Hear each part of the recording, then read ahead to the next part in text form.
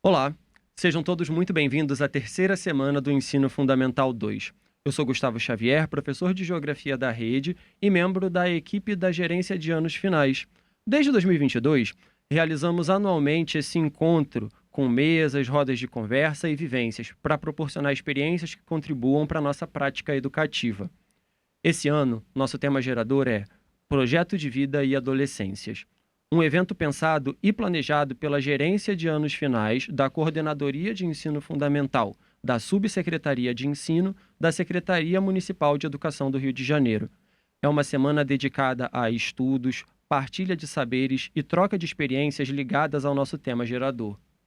Lembramos que a terceira semana do Fundamental 2 está ocorrendo entre os dias 26 e 28 de junho de 2024, com atividades pela manhã e pela tarde.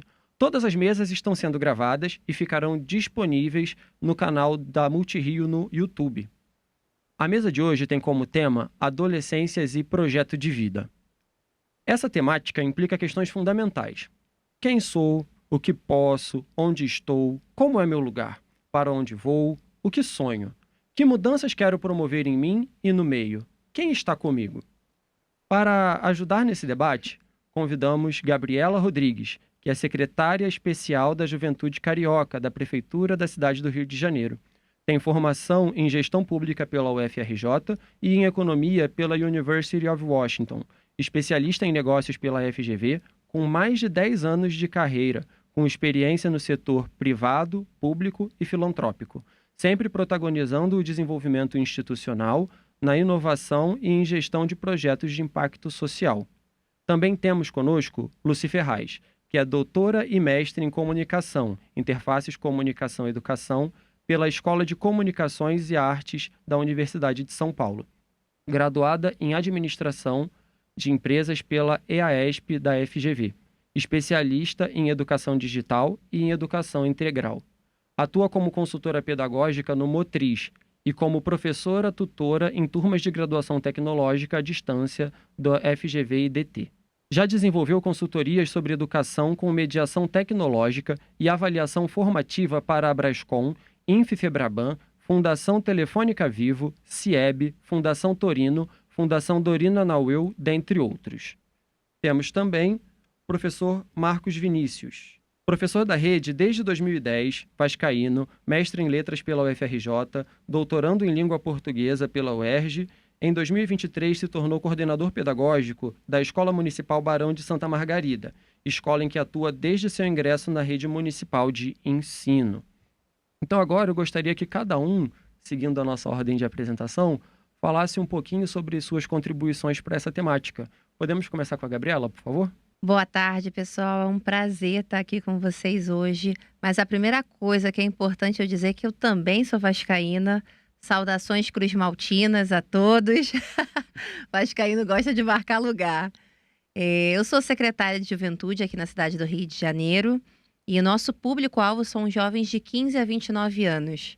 Então isso perpassa toda a temática porque a gente vive principalmente esse momento de transição, né, da vida da criança se tornando um adolescente, se tornando um adulto, e ele ter que lidar com esse desafio, que é entender que as decisões, as tomadas de decisões que ele vai tomar agora vão influenciar toda a carreira, todo o futuro dele. Então a gente se coloca muito nessa posição como governo até, de estar ali mostrando ferramentas, mostrando possibilidades, para que mesmo que às vezes com a impossibilidade do território que eles moram, eles possam vislumbrar possibilidades de vida mesmo.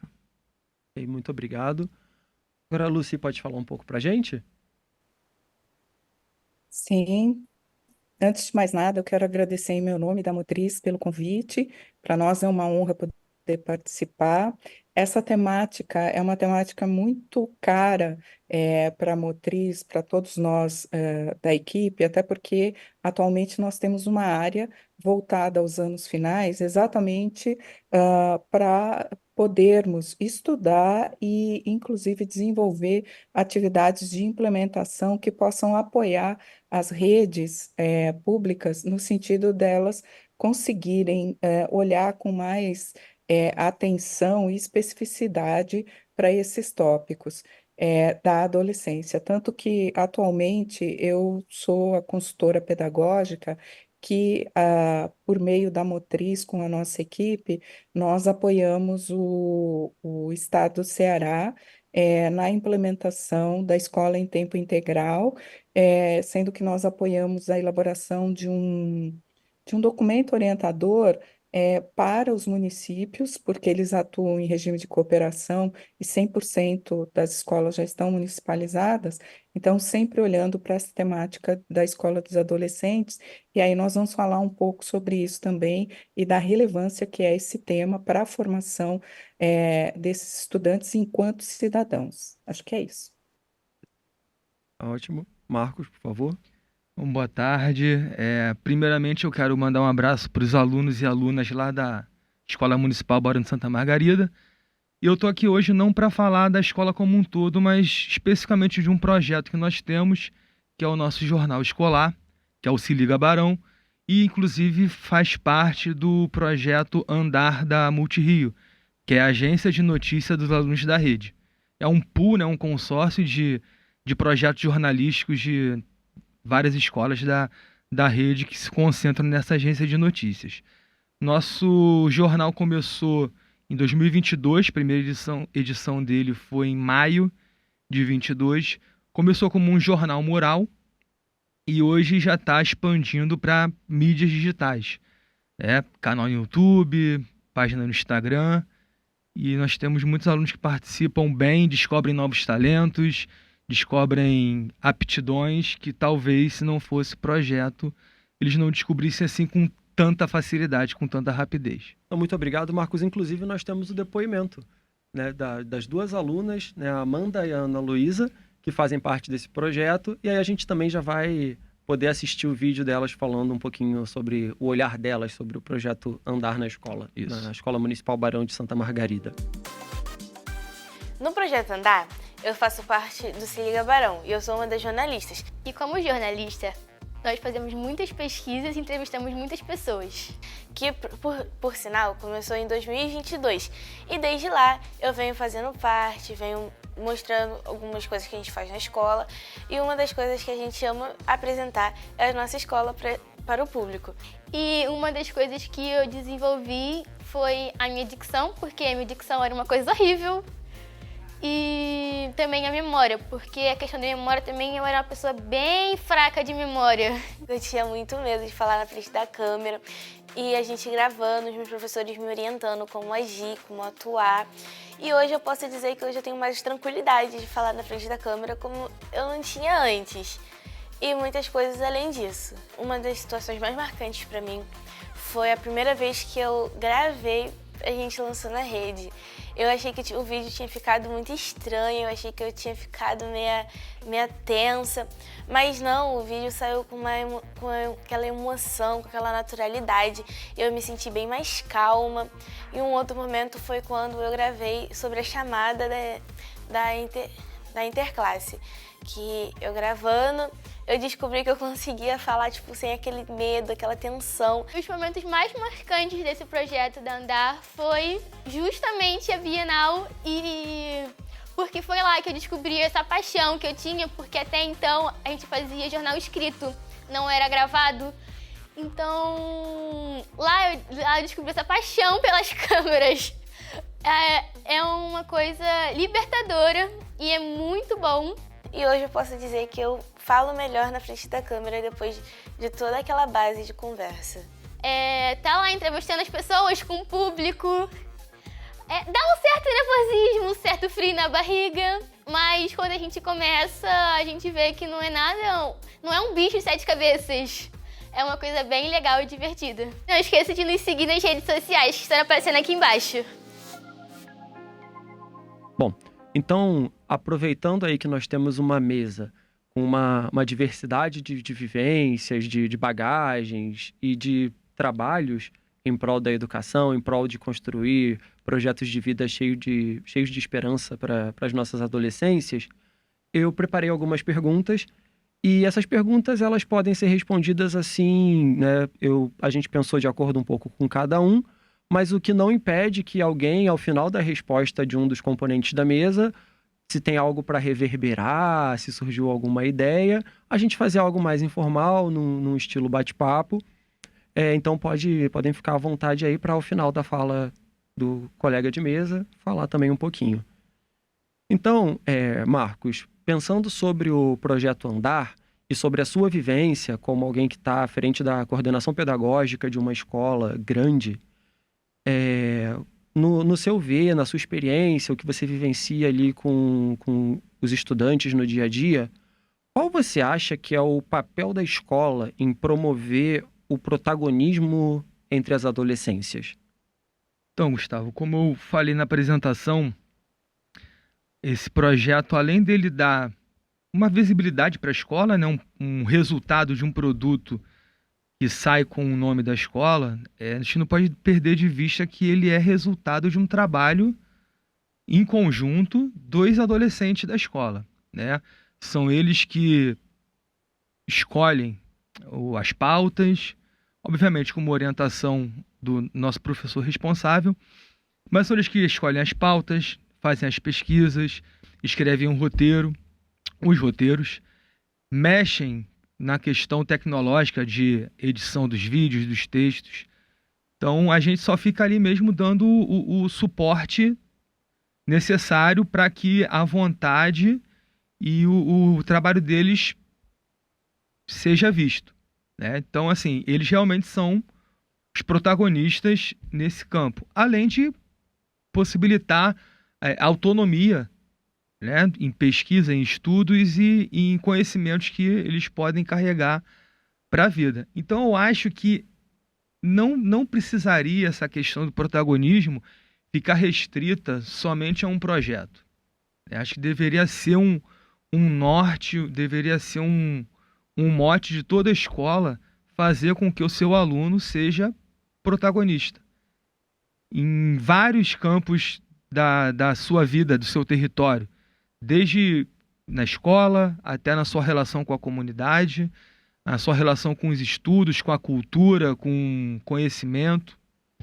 Acho que o importante é que esse nosso projeto ele ajuda a vislumbrar possibilidades, potências que os alunos podem desenvolver com a nossa orientação. Eu acho que o restante da mesa, eu queria saber um pouquinho dessa opinião sobre se nós já vivemos realmente essa geração em que o adolescente, em que o jovem, ele já tem uma necessidade maior de ser a pessoa idealizadora e a pessoa que faz, né? Se a escola realmente ela está diante aí dessa urgência de uma mudança, né, para realmente fazer o que tem sido feito aí, o que a gente pode ilustrar com esse projeto, do aluno como idealizador de inovações, do aluno como propositor de inovações e também do estudante como aquele que põe a mão na massa.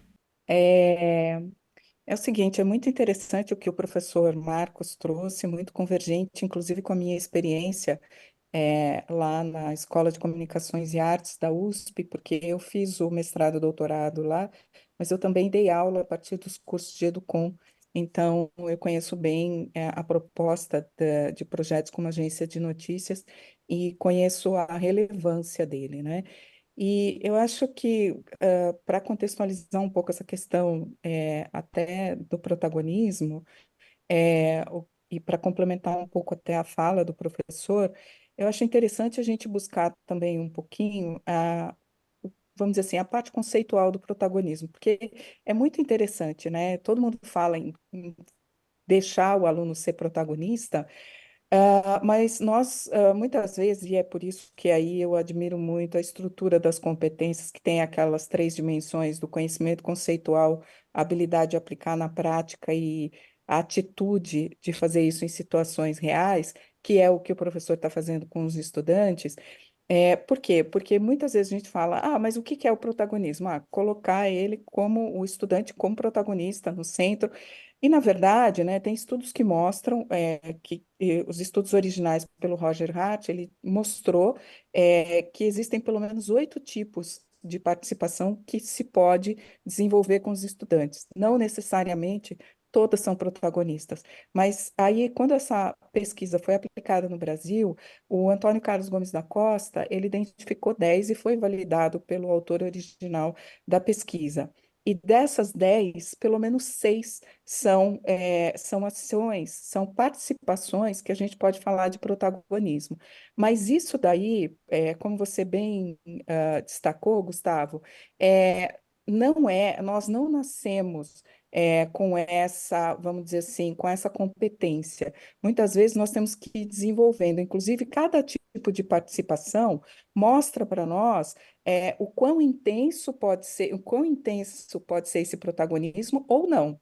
Tá? Inclusive, é muito interessante que até os próprios professores, muitas vezes eu faço oficina a respeito da temática protagonista, do protagonismo, e aí muitos professores, na fala deles, na hora de fazer o enunciado para os estudantes, acaba tornando a atividade que eles dizem ser protagonista até mais operacional. Não é o caso de projetos como esse que o professor Marcos está falando, porque de fato demanda que eles desenvolvam essa capacidade. Tanto que é exatamente a falta dessa competência de tomar decisão, de fazer escolhas, organizar as propostas, que muitas vezes, quando os estudantes chegam no ensino médio, eles têm dificuldade em escolher as eletivas que eles querem, os itinerários formativos.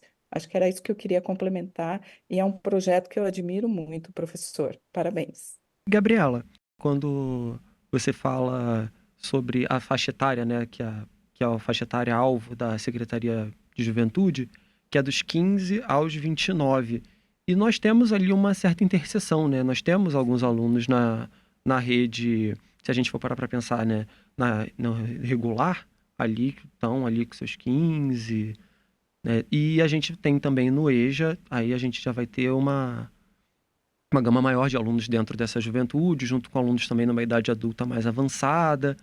E aí eu tenho a vontade de saber um pouco do que a gente pode esperar daqui para frente dessa articulação com a Juve Rio e a Secretaria Municipal de Educação. Olha, muito interessante a gente pensar nesses caminhos, porque o maior desafio que a gente identificou na secretaria, que era identificado pelos próprios jovens da cidade do Rio, é criar os percursos necessários para eles adentrarem ao mercado de trabalho. A gente tem uma população jovem, a gente até chama de juventudes, porque a gente não tem uma homogeneidade dos jovens da cidade do Rio de Janeiro.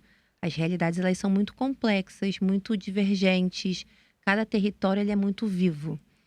Mas a maior parte dos jovens que estão em maior vulnerabilidade socioeconômica está sempre pensando como é que ela vai superar essa vulnerabilidade.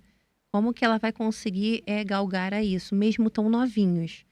E o que a gente começou a identificar era, para além do colégio, vamos começar a desenvolver essas competências que são necessárias para eles entrarem ou no mercado de trabalho formal ou para eles criarem os empreendimentos deles. Porque o carioca, ele tem uma veia empreendedora, e eu não estou falando no sentido romântico da palavra, mas no sentido prático, de que ele vai lá e cria um negócio para que ele consiga sobreviver. Eu chamo de empreendedorismo de subsistência. Mas que a gente começa a dar ferramentas para ele para que vá além disso. Que ele transforme aquilo num negócio. Então, eu tenho muitas jovens que... A gente dividiu um pouco as nossas áreas de atuação entre as áreas de tecnologia 4.0, porque tem as melhores remunerações do mercado hoje. Então, é uma possibilidade muito mais acessível deles fazerem uma mudança social, econômica mesmo, na vida deles. E tem também aquelas capacitações que são para o curto prazo, porque eles estão precisando de dinheiro no agora mesmo, de renda. Então, muitos jovens já procuraram a gente lá no comecinho da secretaria, nos nossos equipamentos, falando: olha, a gente queria um curso de barbeiro, de transista, de nail designer. E a gente foi incorporando isso e mostrando para eles não só como eles fariam a técnica dessas profissões, mas como eles transformariam aquilo num negócio, em capital de giro e todas essas questões. Só que a gente não ficou só no nosso próprio equipamento. As pessoas começaram a conhecer e a gente foi se articulando até com a própria Secretaria de Educação e começamos a levar as oficinas para os colégios. Porque nós somos ainda uma secretaria muito nova. Eu tenho 10 equipamentos pela cidade do Rio. A rede de educação é uma das maiores do mundo, né? A maior da América Latina, se eu não me engano. Sim. Ó, acertei. E então, essa possibilidade de entrar nos colégios e a gente complementar com as oficinas é muito rica, porque a gente começa a falar sobre sair de um estado de eu não estou pensando no meu futuro. Eu não estou pensando quais são essas habilidades que Lucy trouxe aqui, que são tão importantes, em qual delas eu me destaco mais. Qual delas eu posso, assim, dedicar mais energia para que eu venha ter uma profissão nessa área. E a gente começa a falar sobre isso, começa a falar como é que eles se portariam numa entrevista de emprego, como é que eles fazem o storytelling deles, como é que eles começam a desenvolver habilidades que são de comunicação propriamente dita. É muito difícil para um jovem que até ele está procurando já entrar num jovem aprendiz, ele está tentando entrar na aprendizagem, mas muitas vezes ele ainda ele está muito travado, ele ainda não aprende essas coisas. Então, a gente está desenvolvendo essa parceria com a Secretaria de Educação, ela é muito interessante, porque a gente consegue ir para além dos equipamentos que eu tenho, que eu acredito, na verdade, que a política pública que a gente faz, ela tem que ser muito integrada, né? Ela tem que ser complementar. A gente está falando de uma cidade como Rio de Janeiro, a gente precisa pensar como é que as nossas secretarias elas podem se somar para que a gente chegue ao objetivo último, que é gerar transformação e desenvolvimento social e econômico na nossa cidade. Então, a gente já tem desenvolvido isso, já tem ido aos colégios, e a ideia é cada vez ampliar mais para que, além de todas essas competências que são exigidas, né, na grade curricular, eles possam também começar a se atentar para essas outras questões que vão possibilitar que eles consigam adentrar no mercado de trabalho. Muito obrigado. A fala da secretária, ela traz uma coisa muito importante quando a gente pensa sobre projeto de vida, que passa por um autoconhecimento, passa por um conhecimento do meio, das suas possibilidades, para depois a gente também, o estudante, ele também pensar muito sobre o seu projeto de vida. Então, assim, você não tem também exatamente como pensar lá na frente, porque existem as urgências do presente. Então, esse autoconhecimento, conhecimento da sua realidade, o conhecimento do meio, eles são essenciais para produzir um projeto de vida esperançoso e bem consolidado, com bases sólidas, né? Então, nesse sentido, eu tenho uma pergunta para Lucy, que é a seguinte: que contribuições o projeto de vida, enquanto componente curricular, pode trazer para os adolescentes da rede municipal de educação? Perfeito, Gustavo. Eu acho essa pergunta bem desafiadora, porque, assim, o projeto de vida e trabalho, ele surge como uma competência geral, na BNCC, e de repente ele ganha o corpo, né, a partir do momento que ele é transformado em um componente curricular que foca exatamente, e lógico, com toda razão, essa questão do trabalho, principalmente quando você vai para o ensino médio. Eu achei bem interessante essa fala da secretária Gabriela, quando você vai para o ensino médio e você tem os equipamentos todos, porque daí ele vai viabilizar exatamente isso que eu estava comentando dessas 3 dimensões das competências, porque o nosso cérebro funciona assim, né? John Dewey falava muito, né, da experiência educativa. Então, que para você consolidar a construção de saberes, é importante não só você saber os conhecimentos conceituais, e você precisa tê-los, mas também ter aplicação em situações reais, de maneira a fazer sentido para você aquela aplicação. Então, daí a relevância de ter esses equipamentos para você poder não só conhecer os conceitos ligados, por exemplo, quando fala do mercado 4.0, indústria 4.0, ou mesmo de outras profissões, como ela trouxe, para ver a aplicabilidade e relevância dos saberes que estão sendo desenvolvidos na escola, quer seja das áreas de conhecimento, como do socioemocional. Então, quando nós pegamos o projeto de vida, ele permite essa vivência, essa experimentação na prática, a partir dessas propostas todas, o que fortalece cada vez mais essas competências, principalmente as competências gerais, porque até é um ditado que existe, já que a secretária mencionou o mercado 4.0 ou indústria 4.0, as indústrias, as empresas de TI, por exemplo, realmente falta mão de obra, né? Mas muitas vezes eles contratam pelas competências técnicas e demitem pela falta de competências socioemocionais. Exatamente por quê? Porque as pessoas na vida adulta elas acabam ficando com dificuldade para tomar decisão, para cumprir prazo, para inclusive interagir em equipe na busca de objetivos, ou mesmo na própria vida. E no mercado de trabalho, muitas vezes, quando você não tem essas competências, você acaba adotando uma atitude muito até, muitas vezes, submissa. E isso vai travando o próprio processo de desenvolvimento e de oportunidades para essas pessoas. Então, o projeto de vida, ele é muito relevante nesse sentido. E é importante também destacar a relevância dele no próprio ensino fundamental nos anos finais. Por quê? Porque quando você trabalha, quando você trabalha o projeto de vida só no ensino médio, o que acontece? Os estudantes não chegam com essas competências já desenvolvidas, pelo menos minimamente, para que eles possam fazer essas escolhas e possam mergulhar ainda mais nesses saberes, nessas eventuais atividades com as quais eles têm afinidades, porque eles nem sabem com quais eles têm afinidade. Muitas vezes, isso nós temos observado em alguns territórios, os alunos chegam no ensino médio e falam assim: Ah, a Gabriela é minha amiga. Então, Gabriela, que curso, que itinerário você vai fazer? Ah, vou fazer de artes. Ah, então vou fazer junto com você, porque assim eu convivo mais com você. E toda aquela expectativa de trabalhar o potencial de cada um, na verdadeira acepção da palavra, ele acaba sendo muito esvaziado. Então, é importante que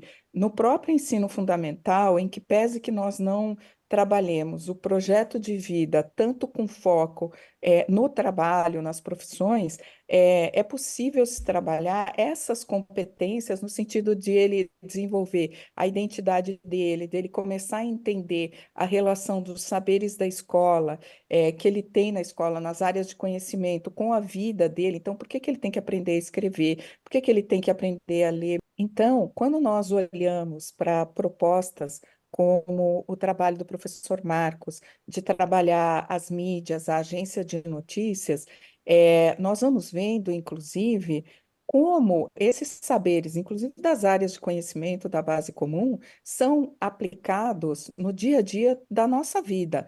E os estudantes vão reconhecendo isso, eles vão ressignificando, inclusive o papel daquela escola, que eles falavam assim: ah, o que eu aprendo na escola não serve para nada. E, na verdade, eles vão descobrindo que serve. E eles vão desenvolvendo competências mais robustas. Então, com essa capacidade de não só fazer essa ponte entre o conceitual e como eles aplicam esse conceitual na vida dessas áreas de conhecimento, mas das competências gerais que nós falamos de socioemocional, de como se comunicar, como argumentar, como refletir, porque reflexão não é natural do ser humano, a própria postura de ser protagonista, e ela pode ser mais intensa, menos intensa, mas eles vão vivenciando isso e vão percebendo que isso varia conforme a circunstância da vida, a situação, né? E isso daí vai permitindo com que eles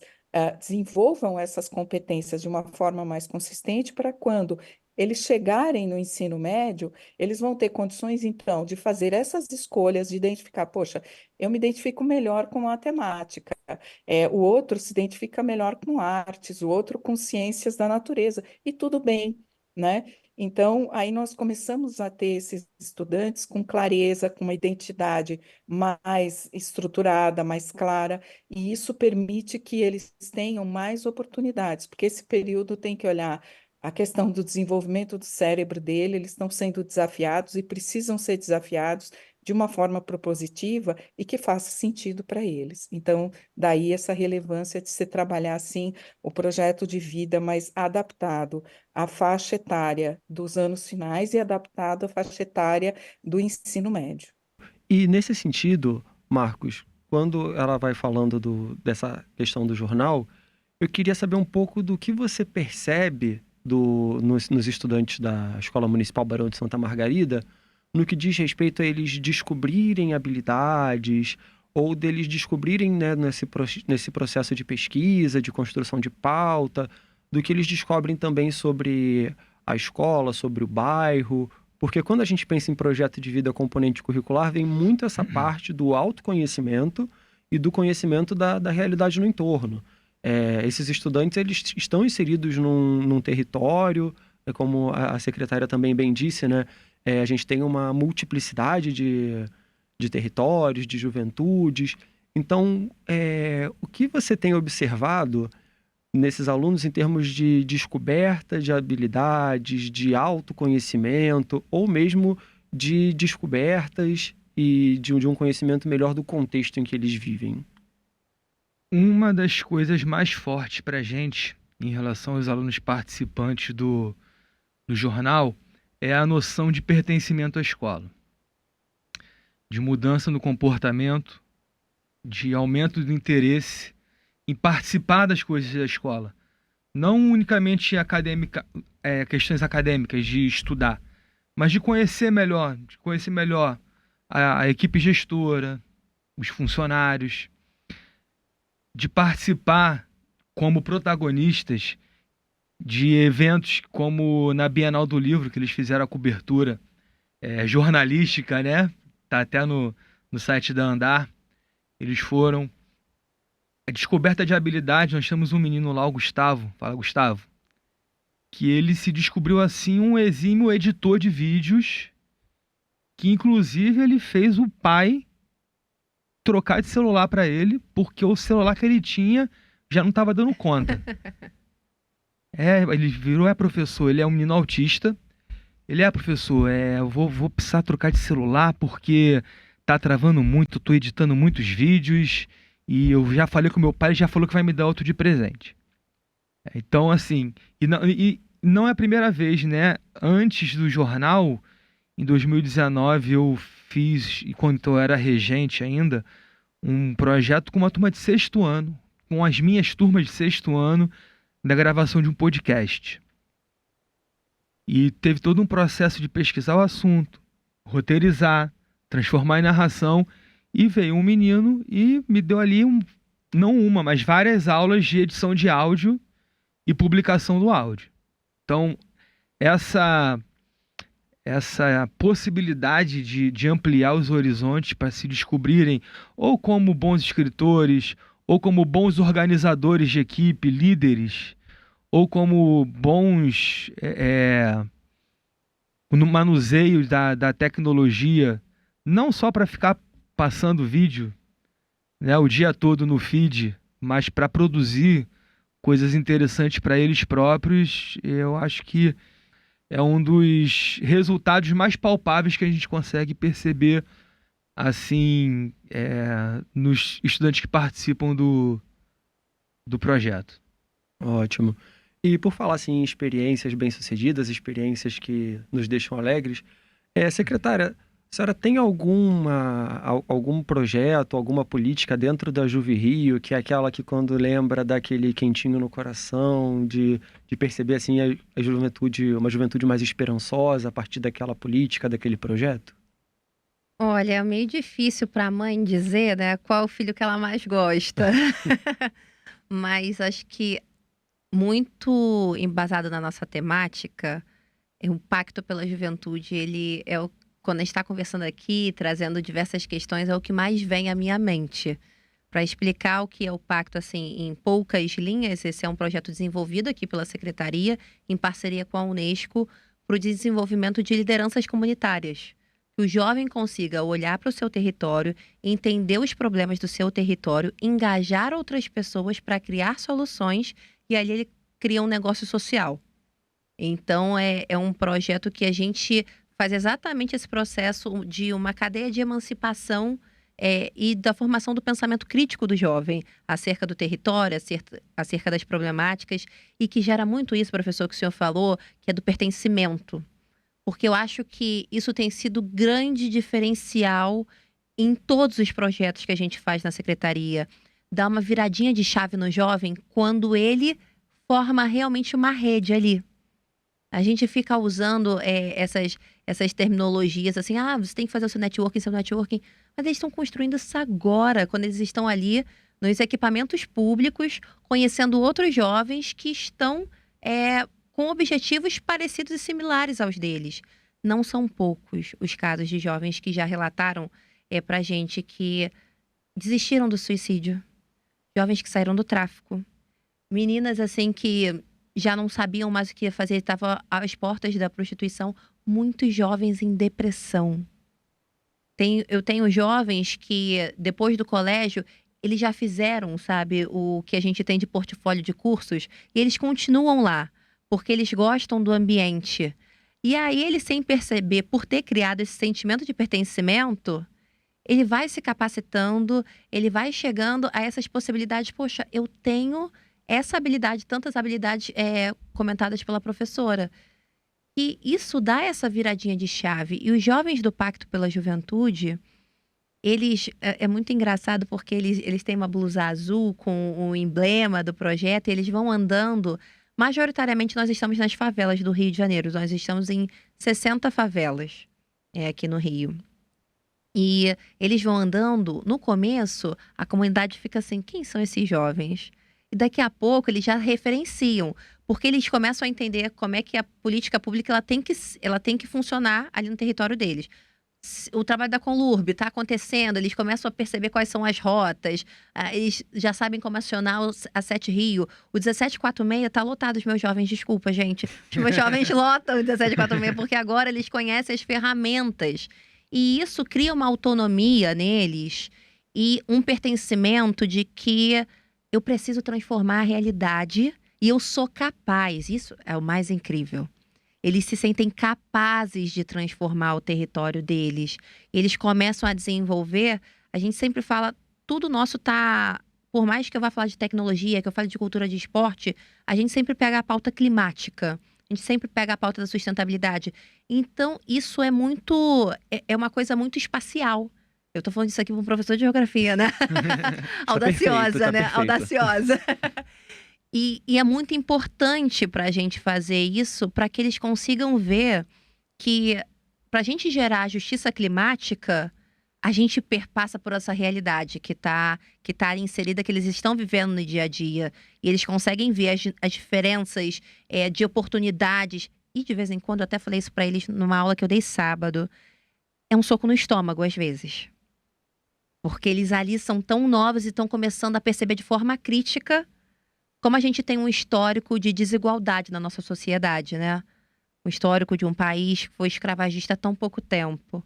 Então é difícil, mas acho que isso também dá uma carcaça mais rápida para eles atentarem para o que é necessário para que eu mude a minha realidade e a realidade que eu estou inserida. Então o Pacto pela Juventude sabe lhe dar um quentinho no coração, porque a gente vê de uma forma muito rápida. O jovem fica 6 meses com a gente, uma transformação de um jovem que era super tímido, que não interagia tanto na roda, e daqui a pouco ele é uma referência na comunidade que ele mora. Então dá para dizer, esse é um filho muito querido. Com certeza. Legal. Professora Lucy, na fala do Marcos, na fala da secretária, vem me surgindo muito uma inquietação quanto à diferença da escola hoje em dia para da época que eu fui aluno da Rede Municipal do Rio de Janeiro. Não faz tantos anos quanto parece. Mas o que eu noto muito é o seguinte, que existe uma relação com o território, isso vem muito da fala da secretária, essa relação com o território, e muitas vezes o professor, ele mora numa parte da cidade e dá aula numa parte completamente diferente da cidade, ou às vezes é no mesmo bairro, mas a gente sabe, aqui no Rio de Janeiro tem essa particularidade que você atravessa uma rua e você está numa realidade completamente diferente. Então essa relação com o território, e também na fala do professor Marcos, essa questão de que os alunos eles surpreendem a gente. Então, às vezes, a gente não sabe ainda muito bem editar vídeo, editar áudio, e eles já fazem isso com uma mão nas costas. Então, queria ouvir um pouco a sua opinião sobre qual é esse novo papel do professor, de estar atento à realidade do território em que ele se insere e também de estar atento a algumas habilidades que ele ainda não desenvolveu e que ele vai vendo ali no dia a dia, muitas vezes com seus estudantes ali, diante de tanta novidade. Então, aí tem várias questões que dá para nós falarmos, né? Primeiro, da questão das competências digitais, né? Quando nós falamos de competência digital, é importante a gente ter clareza numa questão. Os estudantes, na maior parte deles, eles têm domínio do eixo que nós chamamos de TIC, que é o uso instrumental, tá? A grande maioria não tem letramento. O que que é o letramento? É quando você começa a pensar possibilidades de outros usos, os mais variados, de uma só tecnologia, em função da sua experiência de vida. Tanto que existem estudos na Inglaterra e mesmo em outros países da Europa que mostram que as crianças e os adolescentes, assim, a competência deles chega até aí, mas quando as pessoas adultas, inclusive as mais velhas, elas se apropriam da linguagem, elas dão um salto muito rápido em função, da experiência de vida. Então, nesse contexto todo, é importante destacar a relevância de se trabalhar as competências digitais, principalmente no que diz respeito a essas, vamos dizer assim, brincadeiras, que surgem na internet, essa desinformação, porque há perigos para esses adolescentes. Então, isso é importante a gente trabalhar também, e por isso eu que atuo com educação digital, eu atuo muito com isso, né? Agora, falando do professor, uma das coisas que é importante nós lembrarmos que nesse contexto de que o adolescente, nós temos que trabalhar essas questões e ressignificar a escola para essas crianças, adolescentes e jovens, tá? E que nós temos então que fazer uma ponte dos saberes que estão dentro da escola com a realidade da vida deles, inclusive permitindo essa ressignificação. O professor tem que ter um outro protagonismo. Ele tem que, ao invés de ele trazer aulas expositivas, por exemplo, como sempre foi, que é a escola até alguns anos atrás, e ainda hoje tem vários professores que só sabem, até porque o ensino superior só sabe ensinar assim, né? Então, tem essa questão. Então, o professor muitas vezes ele tem essa dificuldade de fazer essa mudança de modelo mental, mas os professores que conseguem fazer essa mudança de modelo mental e que conseguem mudar o seu protagonismo de uma aula expositiva para uma aula provocadora, né, desafiadora, que você fala para ele, então agora você precisa desenvolver uma pauta. E como é que faz uma pauta? Vamos pesquisar como é que faz uma pauta? Então, o estudante vai pesquisar uma pauta. Então, você responde, por exemplo, com outras perguntas, só que você não está improvisando. Você prepara uma sequência de perguntas já com uma intencionalidade conforme o percurso formativo que você quer que eles desenvolvam.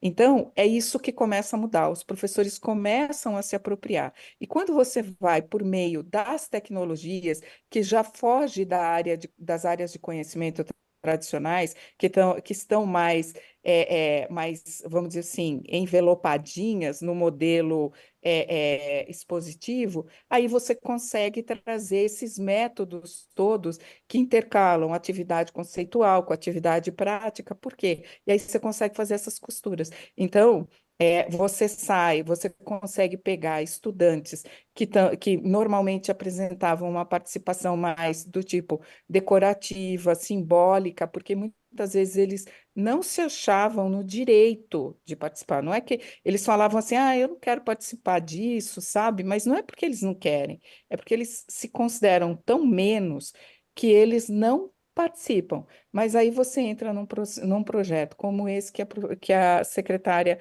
Gabriela comentou, ou como esse que o professor Marcos Vinícius comentou, e eles começam, poxa, eu gosto disso, olha, olha, e aí ele vai vendo o potencial dele e o direito dele de poder crescer e de ter oportunidade. Então, quando ele começa a gerar esse vínculo e esse engajamento, as coisas mudam. Você mudou o botãozinho. E o professor, quando ele percebe isso, ele vê o potencial desse outro protagonismo que é muito mais amplo do que ele só ficar na exposição. Ótimo. Bom, a gente não sente o tempo passar, mas a gente está assim caminhando para o final dessa nossa conversa, que poderia durar assim mais muito tempo. Assim, eu mesmo tenho muitas outras perguntas, então a gente vai encaminhar para o fechamento de cada um ali das suas ideias, reverberações. E uma coisa que, assim, com certeza quem está assistindo está com essa inquietação, que é também onde a gente pode encontrar um pouco mais sobre os trabalhos que cada um aqui da mesa está desempenhando, né? Então, onde eu posso encontrar nas redes, onde eu posso encontrar nos sites, nos lugares, nos espaços, onde eu posso encontrar um pouco mais desse trabalho, onde eu posso saber um pouquinho mais. Então, a gente tirar agora essa parte final para cada um fazer assim um pouco do desfecho da sua fala e dizer onde a gente conhece um pouquinho mais do trabalho de cada um. Por favor, então a gente começa com a secretária. Olha, foi um prazer, Gustavo, estar aqui, Lucy, Marcos, porque é muito bom ouvi-los, muito bom, realmente várias questões ficaram aqui permeando a cabeça, depois eu quero até trocar os contatos aqui para a gente conversar. A gente tem uma alegria muito grande de ter a rede social hoje em dia, né? Os jovens procuram muito a gente por lá. Então, nosso arroba em todas as redes é @JuveRio, Instagram, YouTube, Facebook, no TikTok, que agora eles estão muito no TikTok. Então, você encontra a JuveRio, lá tem o endereço de todos os nossos equipamentos, tem quais são os cursos que estão abertos, os que vão abrir. Então, ali os jovens conseguem bastante informação sobre o nosso trabalho. Tá ótimo. Professora Lucy? Eu, nas redes sociais, eu tenho tanto perfil no Instagram como no LinkedIn e mesmo no Facebook, é Lucy Ferraz, e ali eu publico muitas vezes atividades que eu estou desenvolvendo via Motriz, com o Estado do Ceará, até em parceria, os compartilhamentos são com a Secretaria Estadual do Ceará, e tem algumas publicações, porque eu sou formadora também na Secretaria Municipal de Educação aqui de São Paulo, para os laboratórios de educação digital. Então, também eu publico e compartilho algumas das atividades, então aí é fácil. E tem a minha tese de doutorado que trata muito dessa questão do protagonismo, que foi um dos temas de doutorado, a partir da educomunicação e o diálogo. Então, fala muito desses elementos, desses indicadores, principalmente porque eu trabalhei a questão da avaliação formativa, como que você trabalha, inclusive, as perguntas, rubricas, essas coisas. Então, aí vocês conseguem falar comigo por aí. Obrigada, foi um prazer participar e eu também quero o contato dos dois. Muito obrigada, Gustavo, secretária Gabriela e professor Marcos Vinícius. E professor Marcos Vinícius? Para encerrar, né? Bom, foi um momento de aprendizado bastante significativo aqui hoje. E vocês conseguem encontrar o trabalho dos meninos e meninas lá do nosso jornal no @SeLigaBarão. Instagram, TikTok, é a mesma arroba sempre. E dá uma força lá pra molecada. Comenta, curte e acompanha o material que eles produzem de primeiríssima qualidade. Obrigado. Então, agradecemos a contribuição de cada um para essa partilha de saberes e de vivências que certamente nos motiva a construir e reconstruir projetos de vida cheios de esperança. Agradeço também a toda a equipe da CEF, da GAF, da Multirio pelo suporte. Para encerrar, um trechinho de Guimarães Rosa. Mire, veja, o mais importante e bonito do mundo é isto, que as pessoas não estão sempre iguais. Ainda não foram terminadas, mas que elas vão sempre mudando. Afinam ou desafinam, verdade maior. É o que a vida me ensinou. E isso me alegra um montão. Até a próxima!